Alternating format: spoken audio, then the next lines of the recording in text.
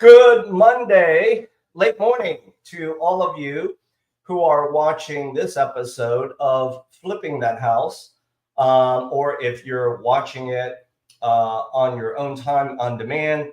Thank you for tuning in and sharing your time with me, my co-host, and our special guest today.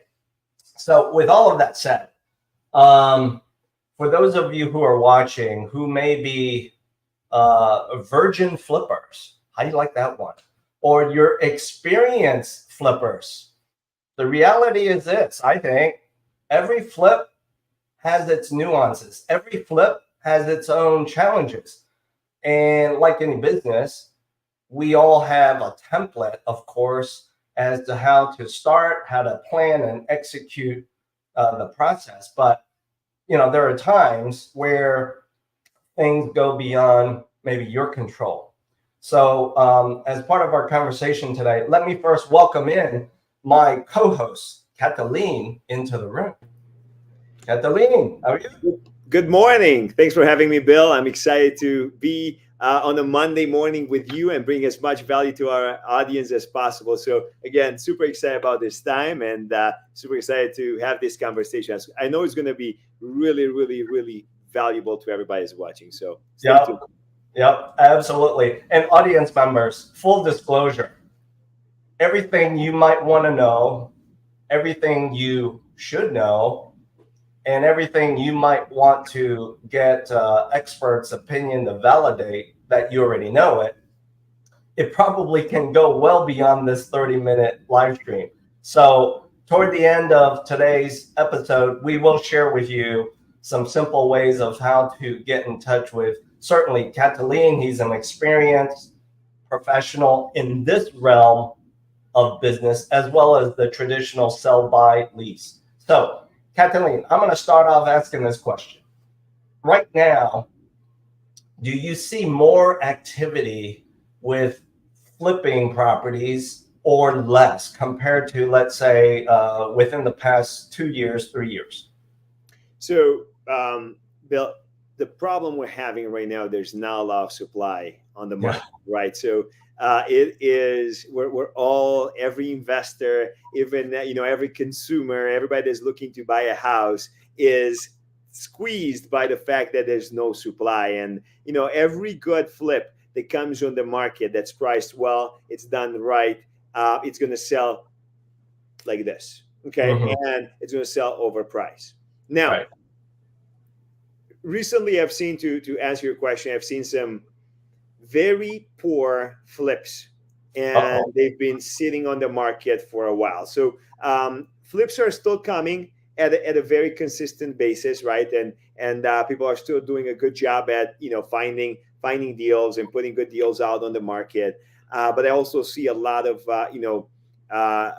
specifically in the suburbs around Chicago. I have a client that's looking in the Cicero, Berwyn area, and I see a lot of very low quality flips that's been sitting on the market for a while. So the market is tight. The market is tight. Finding the right deals is tight, and the supply is low. But the big players are still playing. Okay, so can you share from your own personal experience and professional experience, what are some strategies to source the potential properties to be flipped? I'm sure there's more than the obvious way, which is you go online, you look, but there's got to be some other hidden secrets, right? What are they? So Bill, number one, I would say, I scrub all the auction websites, auction.com. I'm always there. I always drive by the properties before, making an offer. I have 6 properties saved right now. So, when things are coming down to see where it ends, and, try my best at it. And then I have my own little pocket of neighborhood that I always look for single family homes. And I do 2 things there. One, I send postcards on a monthly basis saying, wow, hey, similar to, how you see Drive and, we buy ugly houses, something like that. We're going to buy this house cash, no hassle. no stress. And then secondly, what's been very, very successful for me is making friends with the realtor that owns or that farms that neighborhood. Okay, because Oh, now I've got 3 deals. I've got a phone call before, even they had the listing agreement signed. They say, hey, Catalina, I know you're buying in the neighborhood. I have this house that's coming next week. They're not quite sure if they're going to sell, but you'll be the first one to find out. Then I get the first shot to look at it, and then we also make a very, very strong offer for properties that we see that's going to make sense. So those are the two, I would say, two things. The thirdly, we've done some door knocking. We haven't had any success on that so far, but at the end of the day, we're trying absolutely everything in the book to find some supply. what is your opinion? What has been your experience with like wholesaling? I hear that term. What does that mean? Wholesaling. So when a non-licensed individual will, let's say, knock at your doorbell and say, hey, Bill, my name is John, and I want to buy your house cash. And then they have an idea, okay, they'll probably try to convince you to sell it for X amount of money. They will sign a contract with you, and then they'll come to me, who is a real estate investor and actually has the cash to secure the deal, and say, hey, Catalin, I just put Bill's house under contract for X amount of money. Could you add $10,000 for my commission? Give you the contract. So Okay. all it is a third party individual that knocks on doors and tries to convince people to sell their homes. They will agree on a certain price, and then the difference between that price and my price is their profit. Gotcha. So there's some good and bad to those opportunities, right? Yep. You have to analyze those numbers. So a lot of wholesalers come in with they'll present you the deal with hey, here's how much you pay for it, here's how much you have to put in it, and this is your after rehab value. Well, it's a reason why they're not investors, and then why they're wholesalers, right? So you have to make sure. And again, nothing against, there's some amazing wholesalers out there. You just have to do. I always say in our business, we trust but verify. So Yes. verify the numbers. Make sure that whatever they say is true before you sign that paper. True. Very true. I like that. Trust and verify. Yes. So let's now move our conversation today to talking about what are the most common pitfalls that slow down, prevent a successful flip. Bill, I don't know if I said it last time, but I'm going to say it till my till I get blue in my eyes. Listen, you make money on a flip when you buy, not when you sell.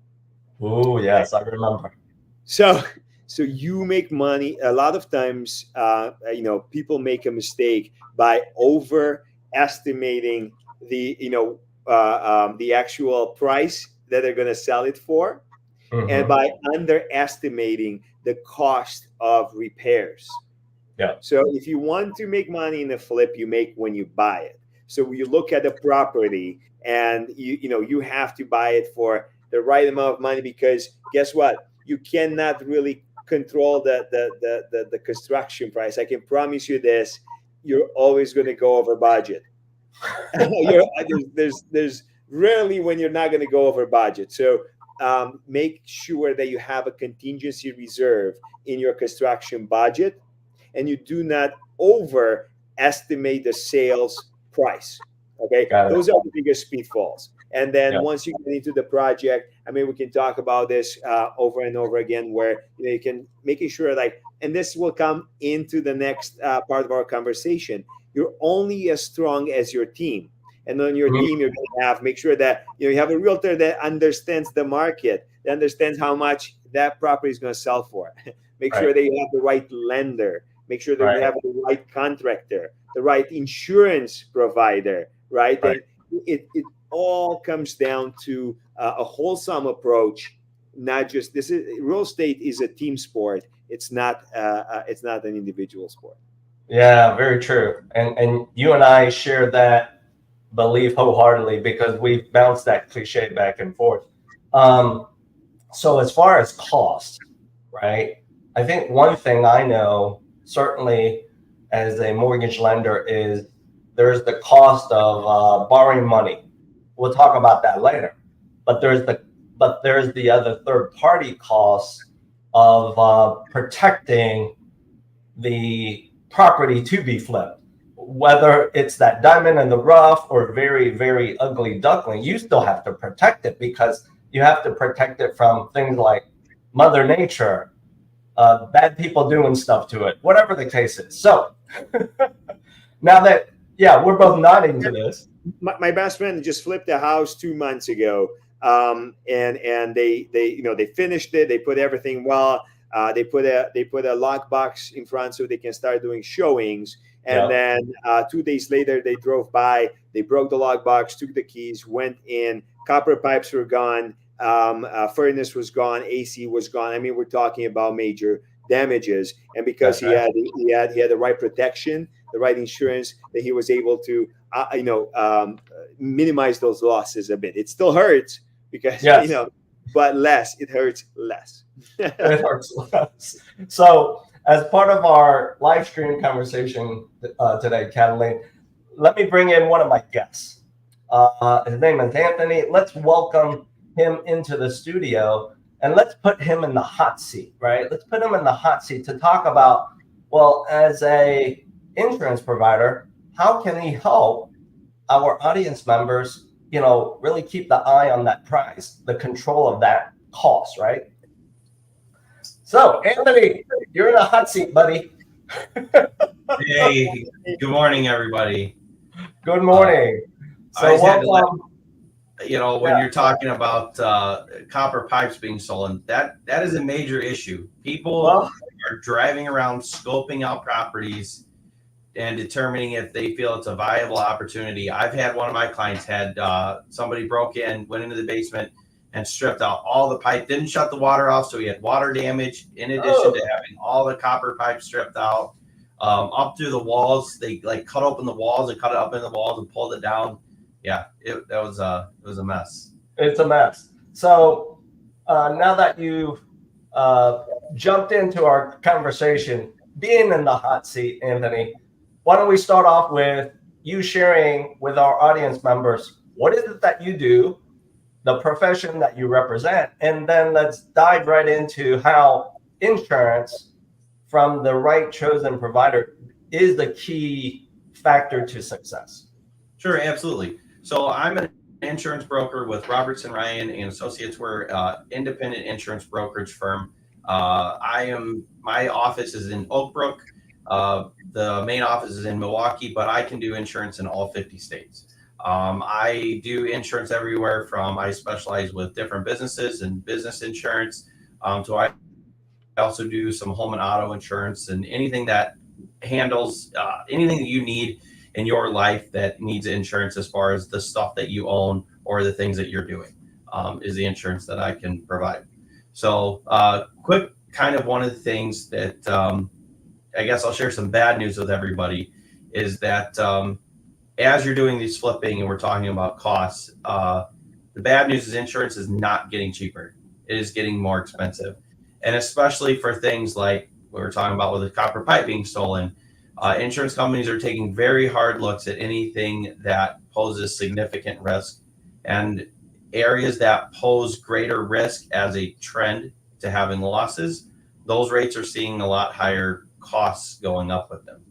So that's kind of the bad news, is that if insurance for flipping is expensive right now, anything that has to do with, we call it in our marketplace, habitational, whether that's your personal residence, whether that is flipping a house, whether it is a large apartment building or a condo association, the prices are going up and have been going up dramatically. That's where we come in as a broker. We're a large brokerage firm, but the way that our business is set up, we handle that on a very personal level. We don't farm things out within the firm.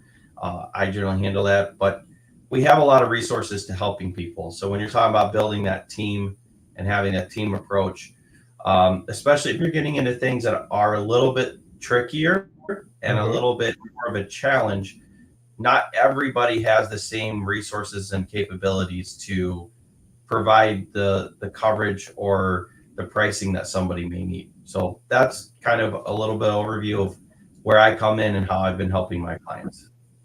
So the fact that you are a broker, and I've heard this phrase before, you're a non-captive insurance provider, you've got multiple suppliers of solutions, that helps at the end of the day, the clients that we all serve, right?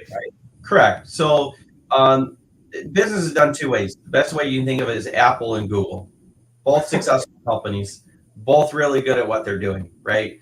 Apple, as you know, is very restrictive about the content that they let into the Apple Play Store, and they limit things.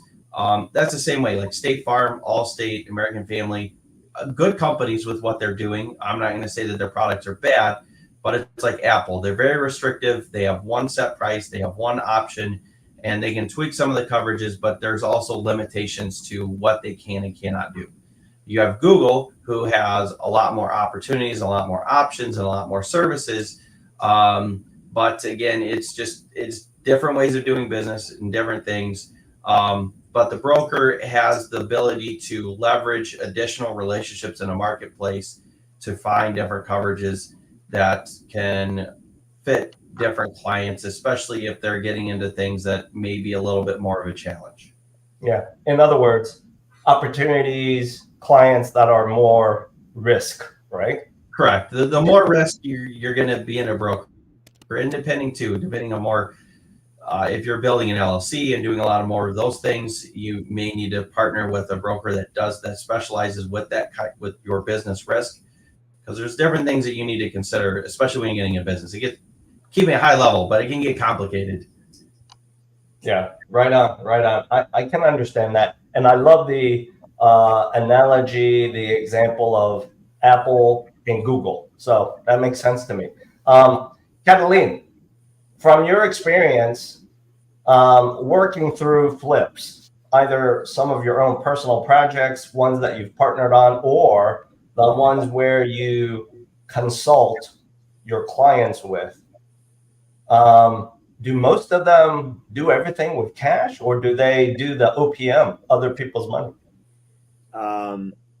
99% of all my flips or my clients' flips are OPMs, other people's money.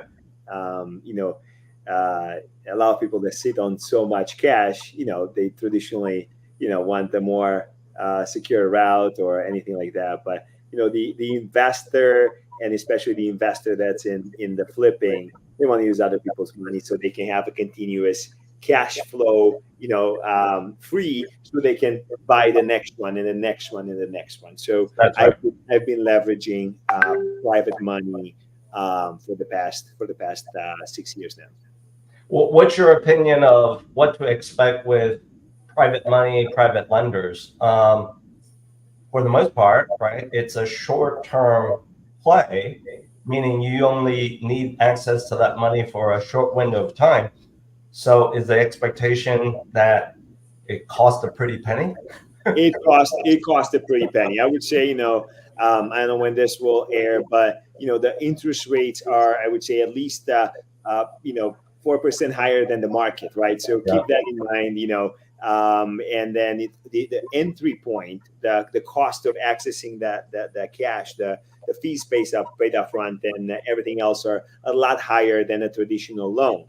Now, everything comes with a price, right? So the ease of capital, the fact that you can move fast and you can, make offers as cash, it offsets a little bit the cost of money if you plan it right. But again, as you said earlier, you need to take everything in account. And to Anthony's point, right? People need to understand that when you do a flip, it's a totally different type of insurance. It's not a traditional home insurance where you live in. It's my sticker shock was crazy when I first signed Wow. up.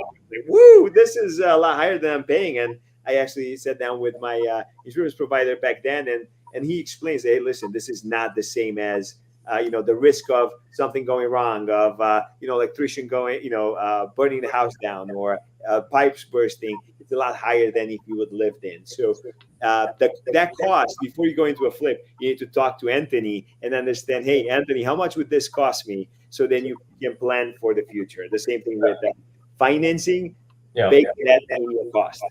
Yeah, very true. I know the one word Anthony, myself, and of course you share with what we're doing in this topic is risk.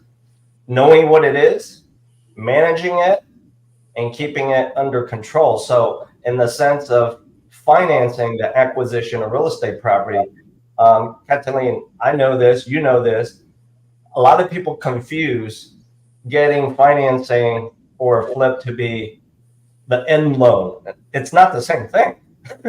No. Right. It's not the same thing, which is why the cost of using OPM, other people's money, just like you said, is at least usually 4% higher than current market rates. There's going to be points up front because it's a short-term play. And in the insurance world, yes, having been a landlord, holding some investment property, yes, even for a not so very expensive real estate property, the cost of insuring it to protect the property and protect yourself, right, Anthony? It's right. Yeah, I mean, it's not cheap. nobody's living on the site. Yeah, you have contractors coming in, but things happen. And then you have, dealing with the general contractor, and then they're expecting the subs, because things people don't realize is what happens if your general contractor hires somebody and that subcontractor doesn't have insurance. That happened to a client. Plumber accidentally set the roof on fire. Yeah. He didn't have insurance at that moment. He had let it Yeah. lapse. That fell under the general contractor's liability, but then also the homeowner was having to handle that. And all of a sudden, every insurance company ended up getting involved where it should have been done. So there's just a lot of risk on a flip that you don't have on a regular homeowner's policy. And insurance companies, unfortunately, it's just a part of doing business. They're going to charge according to the risk.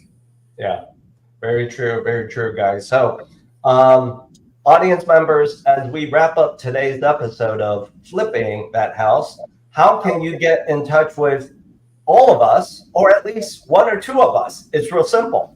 While I simply do a quick pause here, you see everyone's name. All of us are readily accessible. You can do a Google search. There's one and only Anthony Talbot, one and only Catalin Maticiuc. And also, well, Bill Chu, my name is kind of common, I think. So you might go through a few William Chus before you get to me. But we've made it simple. We've made it simple. For those of you who need to start a conversation with Catalin and or myself, simply scan the QR codes. And if you need to get in touch with Anthony, that's easy as well, because we'll probably introduce you to him and vice versa. So as we wrap up today's episode, Anthony, thank you for sharing your time, your pearls of wisdom for those virgin flippers, the experienced ones, and let's say the ones who are somewhere in between that lean on Catalin's help. So as we wrap up, ladies and gentlemen, see you in the next episode, 4 weeks out, the next episode of Flipping That House. Adios. Ciao. See you guys soon. Thank you. Have a good day.